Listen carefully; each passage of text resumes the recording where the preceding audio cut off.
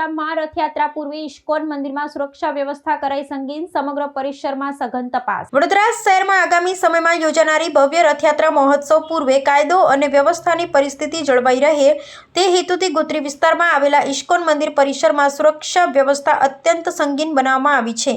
સ્થાનિક સુરક્ષા પ્રશાસન દ્વારા મંદિર પ્રમાણમાં કોઈ પણ અનિચ્છનીય ઘટનાને ટાળવા માટે આગોતરા રક્ષણાત્મક પગલાં લેવામાં આવ્યા છે। આ આયોજનના ભાગરૂપે સુરક્ષા દળો દ્વારા સમગ્ર મંદિર વિસ્તારને કડક સુરક્ષા કવચ હેઠળ આવરી લેવામાં આવ્યો છે।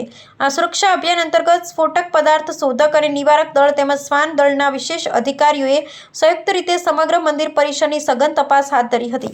અધિકારીઓ અદ્યતન વૈજ્ઞાનિક ઉપકરણો અને આધુનિક સાધનોની મદદથી મંદિરના ગર્ભગૃહ, સભાખંડ, પ્રદક્ષિણા પથ તેમજ પ્રવેશ અને નિકાસ દ્વારોની ઝીણવટભરી ચકાસણી કરી હતી।